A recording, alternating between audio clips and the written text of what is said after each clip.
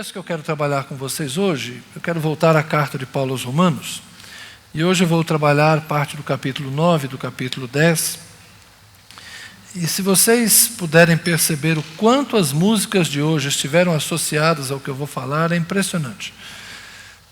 Uma fé, há uma só fé. O meu tema de hoje tem a ver com fé, tem a ver com ressurreição, e o louvor trabalhou isso, o coral trabalhou isso, de alguma forma, muito do que eu vou dizer foi cantado.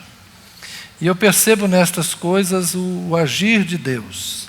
Eu não combino a minha mensagem com quem vai escolher repertório de louvor, nem com o regente do coral. A gente não tem esses diálogos. A gente simplesmente faz aquilo que vem no coração de cada um.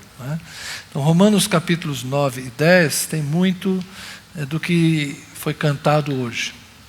E eu gostaria de expor para vocês um pensamento sobre essa questão da religião e do Evangelho.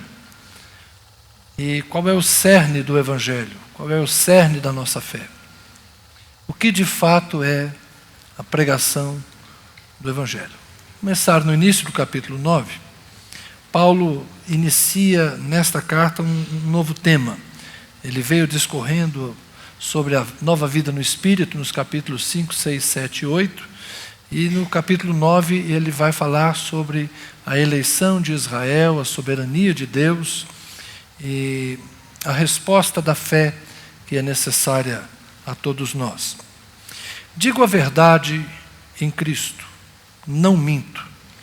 E a minha consciência confirma isso por meio do Espírito Santo. Ou seja, Paulo está fazendo agora uma afirmação muito verdadeira, profunda, pessoal, sincera. Sinto grande tristeza e tenho incessante dor no coração, porque eu mesmo desejaria ser amaldiçoado, separado de Cristo, por amor de meus irmãos, meus compatriotas, segundo a carne. São israelitas. A eles pertence a adoção. Eles eram povo de Deus, filhos de Deus, porque foram gerados por um milagre de Deus no ventre estéril de Sara e depois no ventre estéril de Rebeca, mãe de Jacó e Esaú. São israelitas, a eles pertence a adoção, assim como a glória que se manifestou lá no Monte Sinai. As alianças feitas com Abraão, com Isaac, com Jacó, com Moisés, com Davi, as alianças que aparecem no Antigo Testamento. A promulgação da lei, o culto e as promessas, muitas, feitas pelos profetas. Deles são os patriarcas, e também deles descende o Cristo segundo a carne, o qual é sobre todos. Deus bendito para sempre. Amém. Paulo está dizendo que ele sofre uma dor incessante por ver que os seus irmãos, os israelitas, embora herdeiros de uma longa tradição religiosa, de contato com Deus, de revelação de Deus, tendo sido gerados por um milagre divino, por uma intervenção.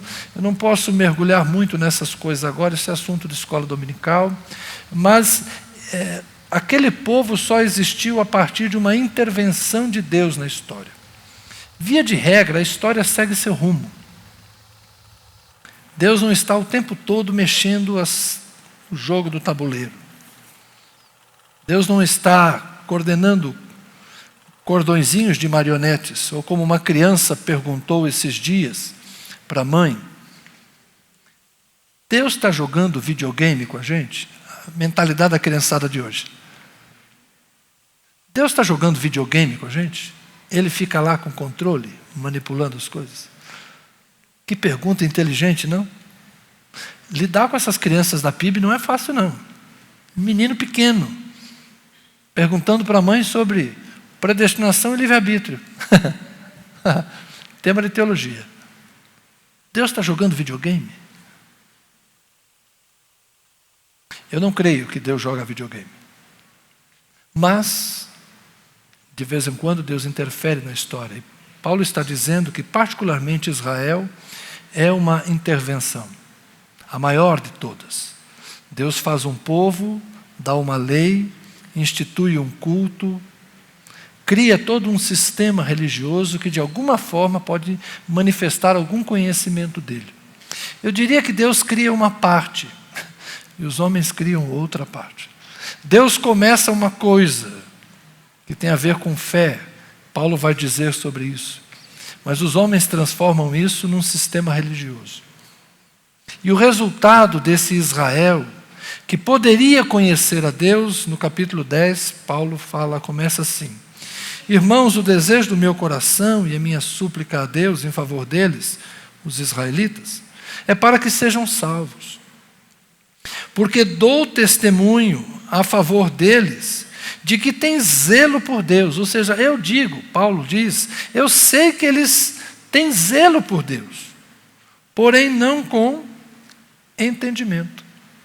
Desconhecendo a justiça de Deus e procurando estabelecer a sua própria justiça, não se sujeitaram à justiça que vem de Deus.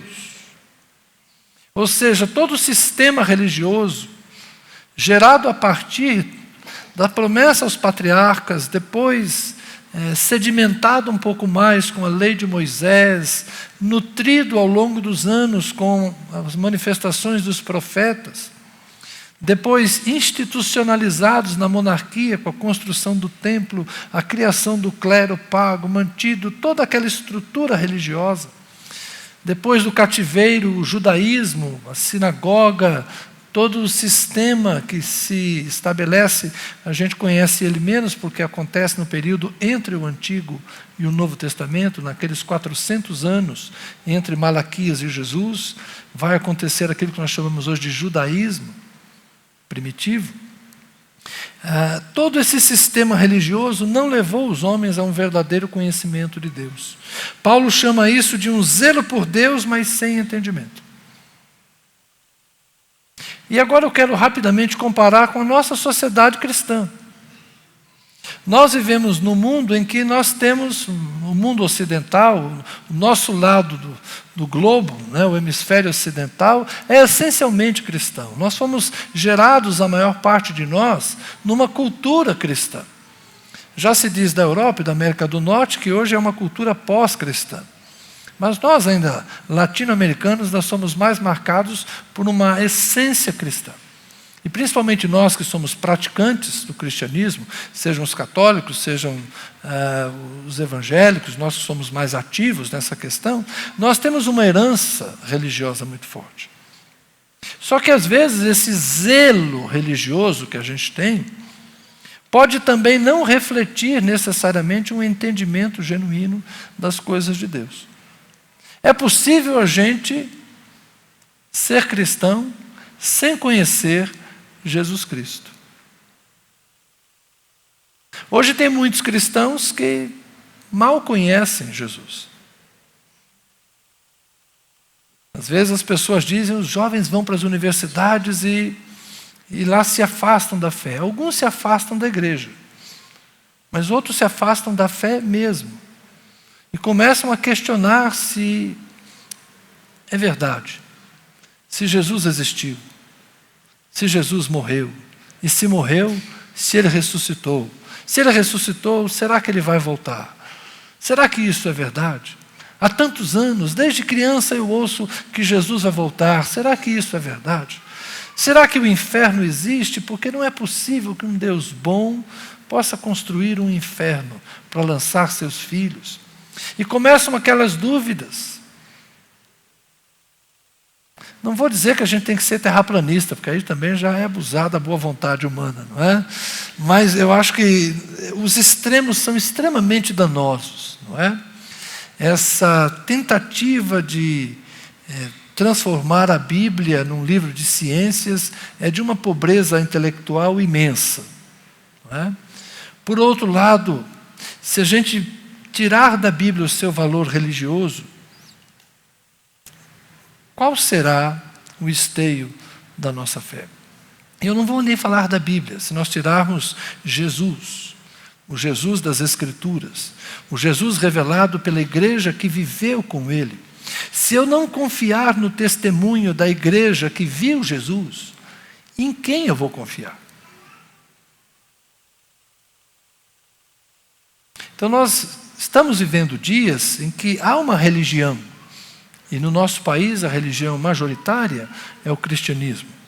Mas é um cristianismo talvez não muito diferente do judaísmo dos dias de Paulo. Fala-se muito de Deus, mas se está distante de Deus. Lê-se muito um texto, mas não se observa o texto. É como se nós fôssemos submetidos à prova dos 9 naquela frase de Jesus. Quem ouve e não obedece é como quem constrói a sua casa na areia. Nós não somos gente que não ouve, mas talvez sejamos gente que ouve e não entende. Ou talvez gente que ouve, entende, mas não considera, não leva a sério. Isso faz com que nós sejamos, talvez não, com certeza, réus de maior juízo. Porque a ignorância alivia para alguns, mas a quem mais é dado, mais será exigido. Então, quando Paulo fala dos seus irmãos, por quem ele tinha compaixão e sofria dor, porque embora fossem zelosos por Deus, eles não conheciam a Deus, eu creio que nós precisamos olhar ao nosso redor e começar a nos compadecer daquelas pessoas que estão perto de nós e que de alguma forma até pensam conhecer Jesus. Mas pela vida, parece que não. Há uma só fé, há um só Senhor, há um só batismo, há um só corpo de Cristo. Nós temos que estar, de fato, envolvidos em algo que seja mais profundo que mera religiosidade. Nós temos que, de fato, compartilhar a nossa fé como quem tem plena convicção, como escreveu o apóstolo Paulo aos Coríntios, de que Cristo morreu pelos nossos pecados, segundo as Escrituras. Cristo ressuscitou, segundo as Escrituras. Nós temos que acreditar e temos que sofrer por aqueles que, mesmo conhecendo de alguma forma o cristianismo, não conseguem crer nestas coisas tão fundamentais. Vamos observar o que Paulo diz ainda no capítulo 10. A partir do verso 6. A justiça que procede da fé afirma o seguinte: não pergunte em seu coração quem subirá ao céu, isto é, para trazer Cristo lá do alto, ou quem descerá ao abismo, isto é, para levantar Cristo dentre os mortos. Porém, o que se diz, a palavra está perto de você, na sua boca, no seu coração.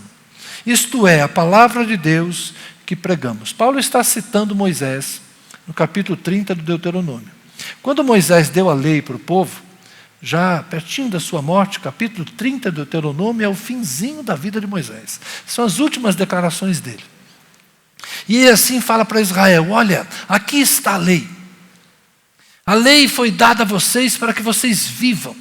Observem a lei, sigam esses preceitos de Deus, e vocês vão entrar na terra, vocês vão conquistar a terra, e vocês vão permanecer na terra. Esta terra que Deus dá para vocês é terra que mana leite e mel. E vocês vão ter vida longa e segura lá, enquanto vocês observarem esses mandamentos. Então, obedeçam e vivam.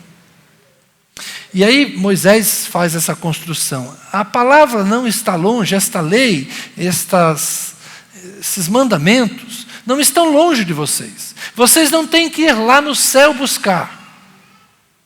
O céu trouxe para vocês. Ele está falando isso por quê? Porque foi a experiência que eles viveram.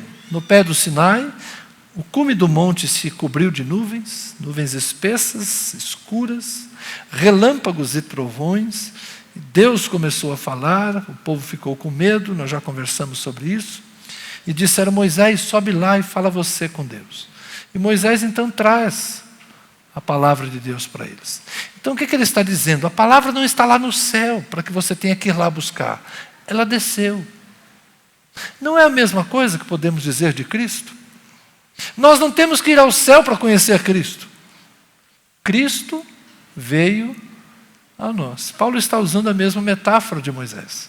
Nós não temos que ir lá no céu, trazer Cristo lá de cima.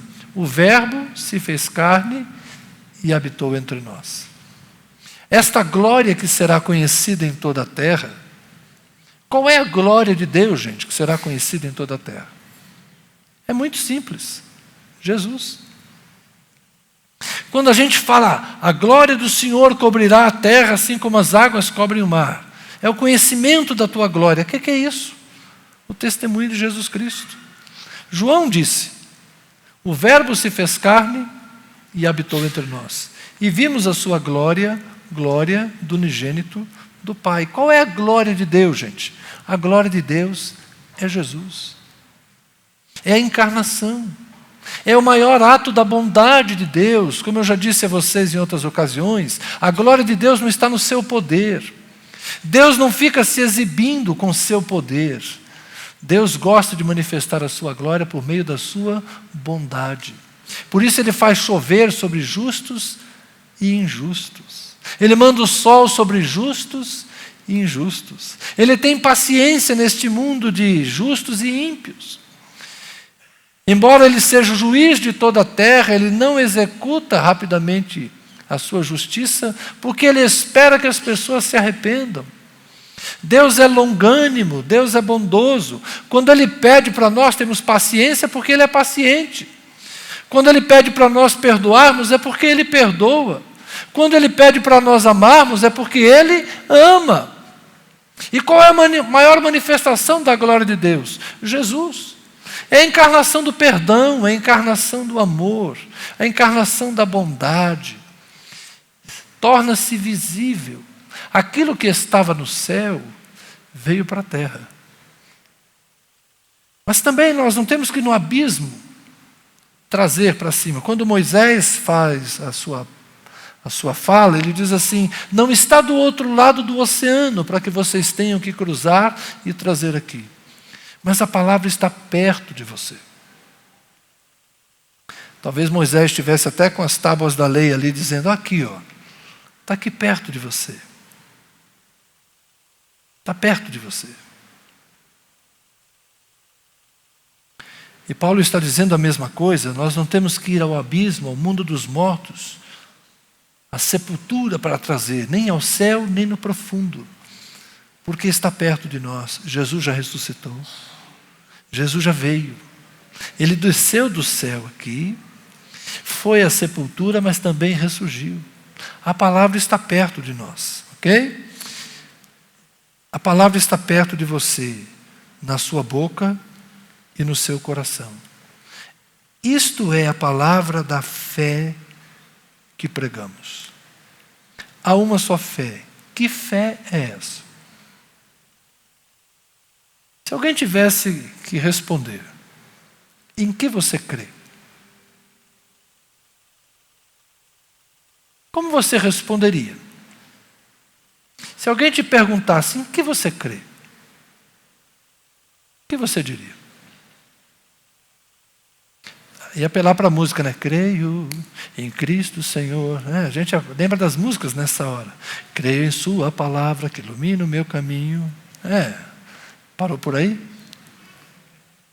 Mas qual é a palavra da fé que nós pregamos? O Evangelho é muito simples.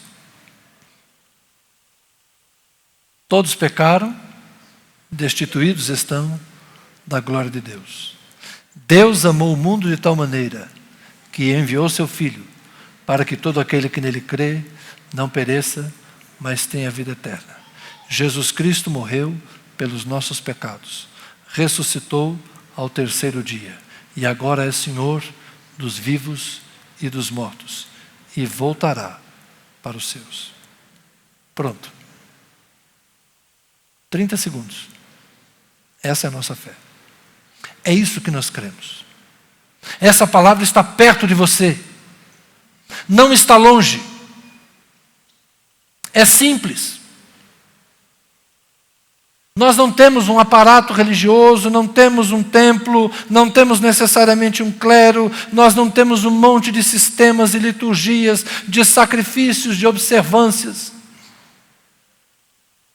Regras morais e de conduta. Eu sei que tem muita coisa lá na lei, mas Jesus trabalhou com coisas simples, do cotidiano, da vida comum. Jesus falou de perdão, Jesus falou de verdade, Jesus falou de justiça, Jesus falou de paz, Jesus falou de desapego. Jesus não construiu um sistema religioso complicado, mas ele simplificou a vida. Hoje de manhã na escola dominical aprendi uma outra coisa comigo mesmo.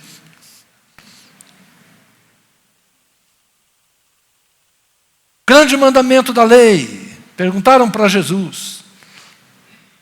Os rabinos, uns dizem uma coisa, outros dizem outra, e alguém chega para Jesus, o novo rabi da Galileia, fazendo muito sucesso. Rabi, que significa mestre, qual é o maior mandamento da lei? Jesus fala, ama a Deus sobre todas as coisas e ama o próximo como a si mesmo. Mas pouco tempo depois ele está com seus discípulos, celebra a ceia e diz, um novo mandamento vos dou. Não é mais qual é o maior mandamento da lei, as coisas velhas já passaram. Ele propõe um novo mandamento.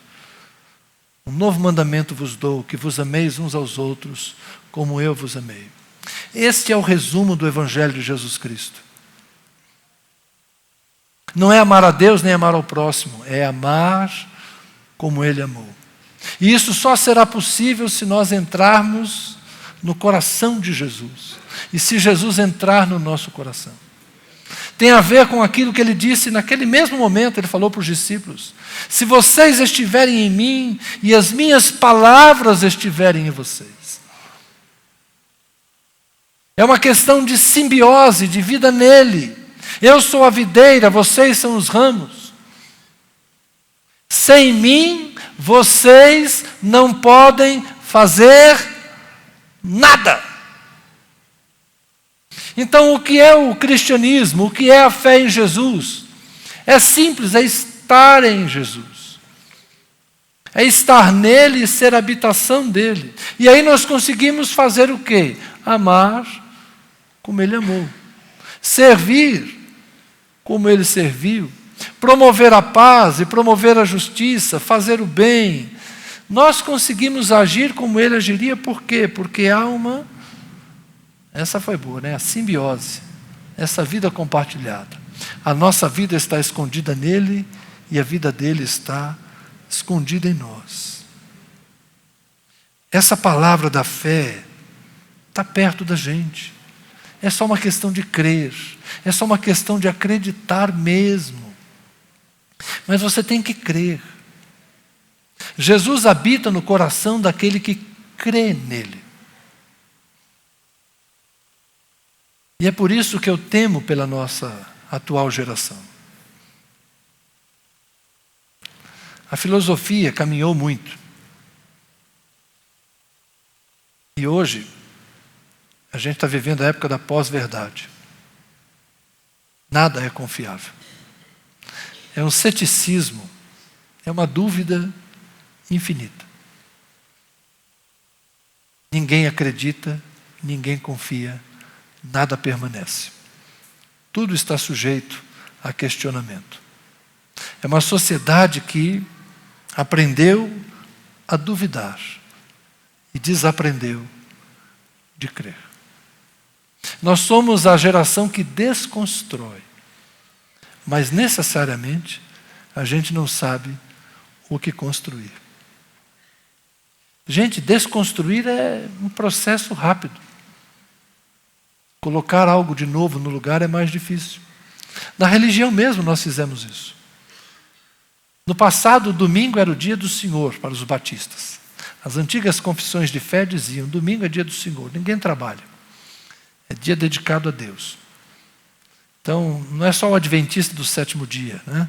Eles são sabatistas, nós éramos dominicanos.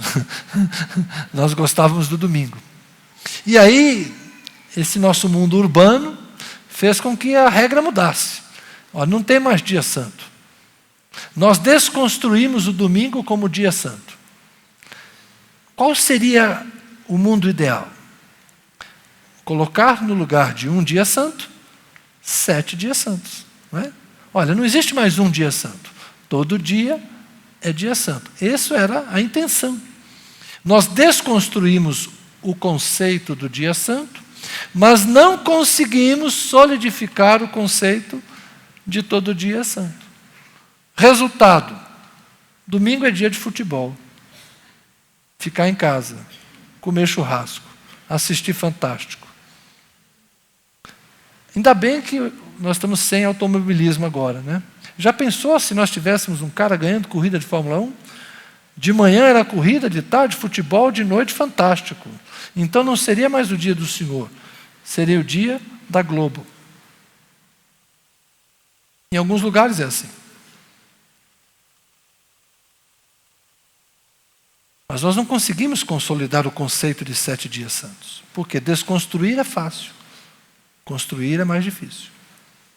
Então eu temo pela nossa época em que a gente desconstrói a fé. Desconstruir a Bíblia não é difícil. Começar um processo de ceticismo, de dúvidas, eu mesmo poderia fazer isso com muita facilidade. Eu já estudei bastante para saber como fazer isso. Eu poderia ser um grande pregador da dúvida. Desconstruir a religião, desconstruir as instituições, isso não é difícil. Mas vamos trocar isso pelo quê? Então esta geração que não aprendeu a crer, precisa ser reensinada. Olha o que Paulo diz. O verso 9 do capítulo 10. Se com a boca você confessar Jesus como Senhor, e em seu coração crer que Deus o ressuscitou dentre os mortos, você será salvo. Porque com o coração se crê para a justiça e com a boca se confessa para a salvação. Pois a Escritura diz: todo aquele que nele crê não será envergonhado.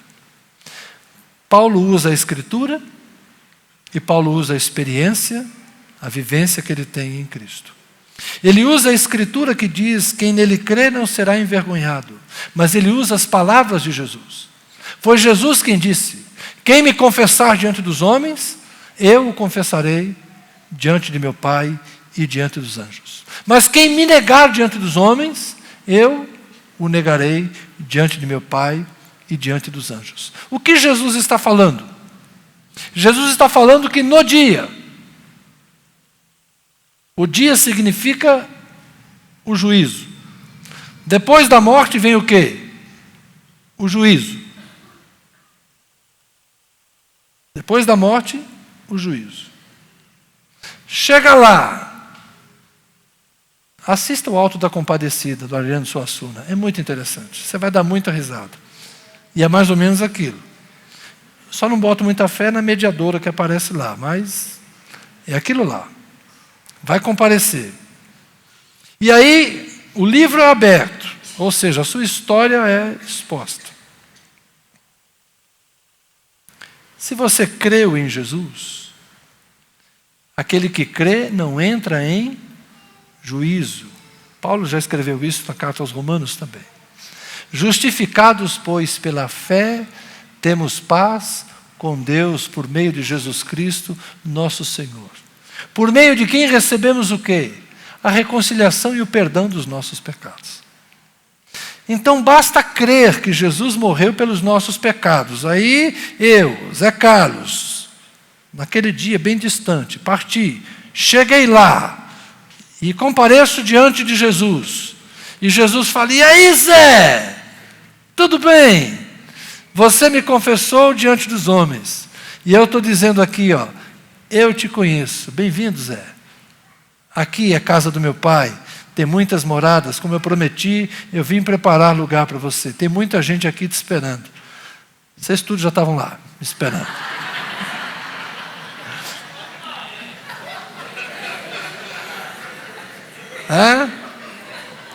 Todos não, alguns de vocês.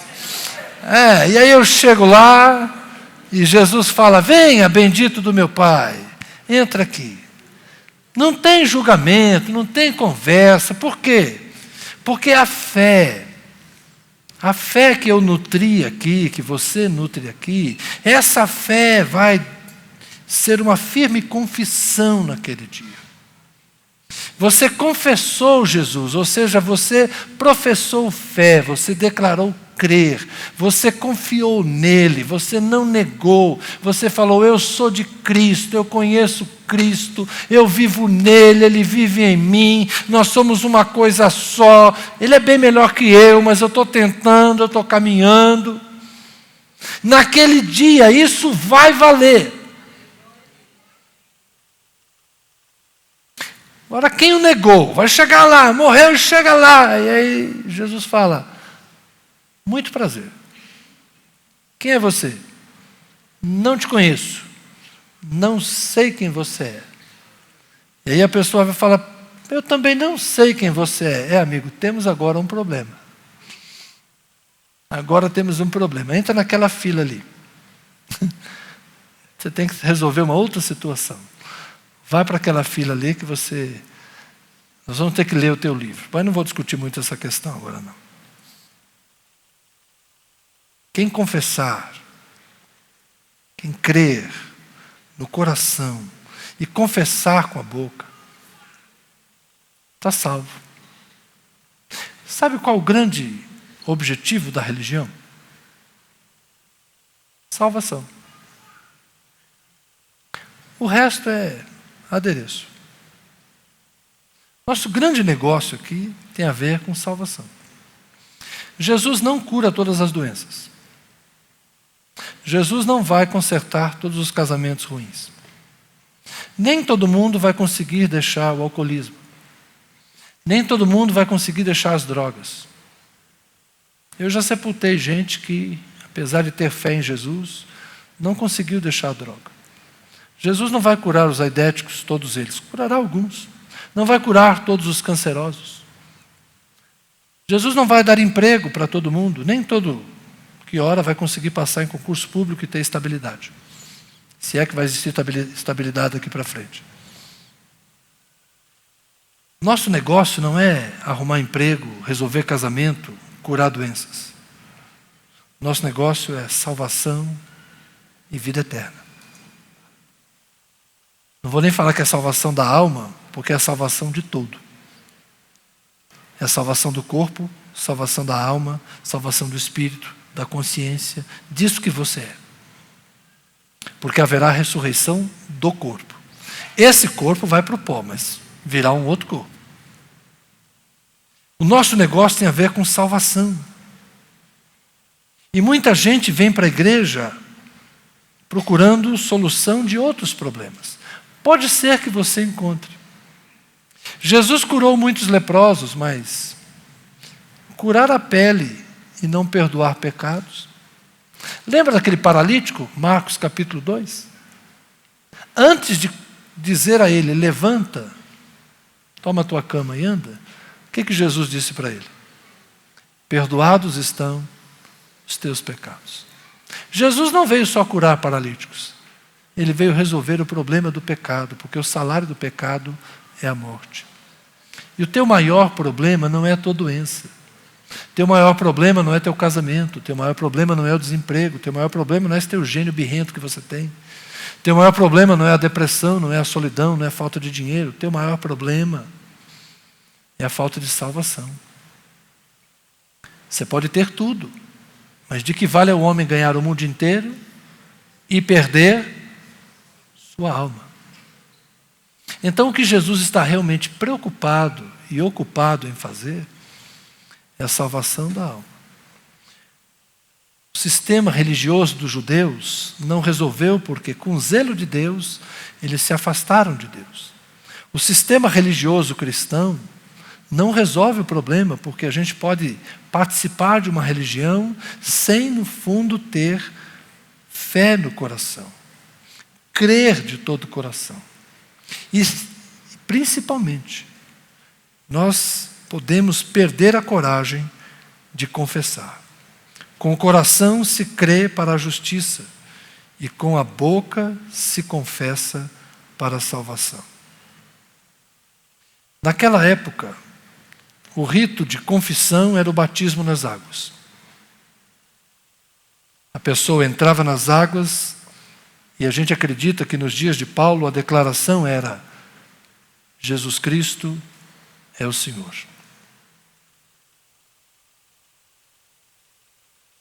Era uma declaração de fé.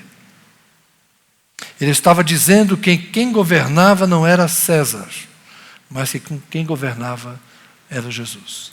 Declarar Jesus Cristo é o Senhor é o mesmo que dizer: Ele morreu, Ele ressuscitou, subiu aos céus e está à destra de Deus, Pai Todo-Poderoso, Criador dos céus e da terra, de onde virá para julgar os vivos e os mortos. Essa declaração de Jesus como Senhor é o reconhecimento daquela visão que teve Estevão. Estevão estava sendo apedrejado, Atos capítulo 7. Estevão está sendo apedrejado, os céus se abrem e ele vê Jesus à destra do Pai. Então, declarar Jesus é o Senhor é afirmar a crença na ressurreição e afirmar a crença de que Jesus recebeu um nome que está acima de todo nome, quer seja no céu, quer seja na terra, quer seja abaixo da terra. Confessar Jesus nas águas do batismo, por isso nós somos batistas, nós não batizamos criança, nós batizamos quem crê, é você identificar-se de uma forma pública e decisiva com esse Jesus que viveu, morreu, ressuscitou e vai voltar. A sua fé vai ser questionada. Não é só na faculdade, é na vida. Vai chegar um dia que a doença baterá na tua porta e alguém vai te dizer: e aí, cara, esses anos todos de igreja, orando para Deus, cadê teu Deus?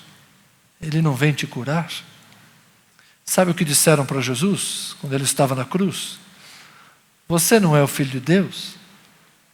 Desce daí. Salvou a tanta gente? Salve-se a si mesmo. Tem gente que vai perguntar para você, como perguntou para Pedro: você é um deles? A sua identidade em Cristo tem que estar bem firme no seu coração, mas tem que estar também pronta na tua boca. Você tem que ter coragem de dizer: eu sou de Cristo e Cristo é meu. Estou dizendo eu sou batista. Eu sou de Cristo. Afirme-se nele. Confirme sua fé. O justo viverá pela fé. Não é apenas por ser religioso que você vai ser salvo, mas é por crer em Jesus, por confiar nele. Tem muita gente fora das igrejas e perto de Jesus. E eu lamento que tenha muita gente dentro das igrejas e longe de Jesus. É o que Paulo dizia do seu povo. Eles têm os profetas, eles têm a lei, eles têm o culto, eles têm os patriarcas, até Cristo nasceu entre eles. Eles têm zelo por Deus, mas não têm entendimento, não têm conhecimento da justiça que procede da fé. Você não será salvo porque não bebe, não fuma, não joga, não dança, não faz isso, não faz aquilo. Você só será salvo se crer em Jesus e confessar com tua boca. Mas por último quero ler. Há algo que temos que fazer. Verso 13 diz: todo aquele que invocar o nome do Senhor será salvo. Como, porém, invocarão aquele em quem não creram? E como crerão naquele de quem nada ouviram? E como ouvirão, se não há quem pregue? Como pregarão, se não forem enviados? Eu e você somos as respostas para isso. As pessoas ouvirão quando alguém pregar. E quem vai pregar são os que foram enviados. E os enviados somos nós. Ide, pregai o Evangelho a toda criatura. Quem crer e for batizado será salvo. Quem não crer já está condenado. E aí? Vai pregar ou não vai? Tem compaixão dos seus? Ama eles como Paulo amava os seus irmãos israelitas? Você vai permitir que alguns se percam sem conhecer a Cristo? Por causa do seu silêncio respeitoso, politicamente correto, de não invadir a privacidade das pessoas quando o assunto é religião? Não pregue religião. Pregue Cristo. Viva Cristo. Seja cristão. Pela vida, pelo testemunho, convença os outros que Cristo é o caminho, a verdade, a vida, e ninguém vai ao Pai a não ser por Ele. Amém? Vamos orar? Os músicos podem voltar, por favor?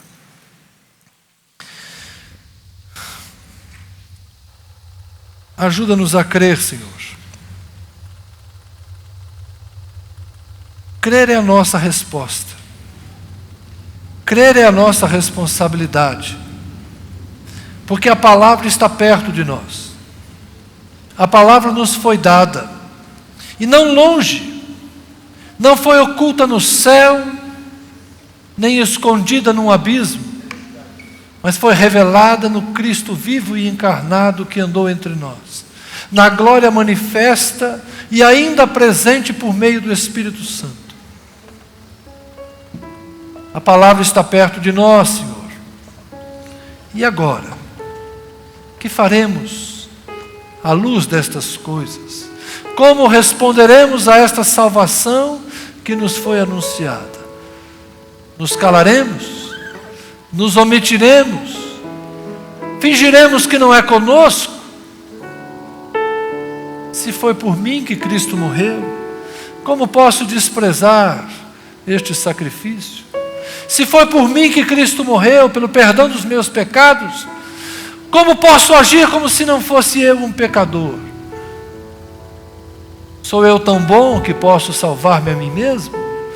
Sou eu a minha justiça? Sou eu o braço forte que me livrará naquele dia? Ah, Senhor, quebra esse orgulho humano, essa autossuficiência que nos faz confiar em nós mesmos, neste assunto que é tão delicado, a nossa salvação. Podemos dar jeito em muita coisa na nossa vida, Senhor, mas não podemos resolver sozinhos o problema do pecado. Não podemos pagar a dívida contraída com o nosso Criador, se não aceitar a oferta generosa e graciosa do perdão proposto em Jesus Cristo. Eu peço que o Senhor ajude aqueles que hoje, por orgulho, ainda não conseguem dizer: Jesus Cristo é o Senhor. Peço que o Senhor ajude aqueles que ainda não entenderam a simplicidade do Evangelho, que não é adotar um novo sistema religioso, mas é simplesmente dizer: eu preciso, eu necessito ser salvo por Jesus Cristo. E aquele que invocar, buscar, clamar pelo Senhor, todos eles serão salvos. Basta isso, Senhor. A humildade de pedir ajuda, a humildade de aceitar o perdão, a humildade de reconhecer-se humano, fragilizado pelo pecado e dependente da graça de Deus. Peço, Senhor, que ajude aqueles que ainda não se decidiram a confessar Jesus Cristo, que o façam hoje, porque hoje é uma noite de salvação. Hoje é uma noite em que a palavra está tão perto. Não está longe, Senhor, está aqui entre nós, ao alcance dos nossos ouvidos e do nosso coração. Faz cair, ó Deus, no coração fértil a boa palavra que produza os frutos por 30, 60 e 100. E que cada um que se converta possa trazer outros à conversão. E que cada pai e mãe que se converterem tragam seus filhos no temor do Senhor. Cada filho que se converter traga seus pais. Que nós possamos ser instrumentos da graça para ajudar outros que estão longe a se aproximarem. Os que não têm entendimento a entenderem. Os corações endurecidos a serem quebrados pelo poder do testemunho, da persuasão, fruto de oração e de amor, de serviço dedicado. Pai, que esta noite muitos possam dizer: Jesus Cristo é o Senhor, Jesus Cristo morreu, Jesus Cristo ressuscitou, Jesus Cristo está à destra de Deus, Jesus Cristo voltará, e eu creio que estarei com Ele eternamente. Que esta fé simples, que está no meu coração, esteja no coração dos meus irmãos. E assim, Senhor, como corpo de Cristo, como igreja do Senhor, nós sejamos testemunhas desse Evangelho que cura, liberta e transforma. Amém e amém.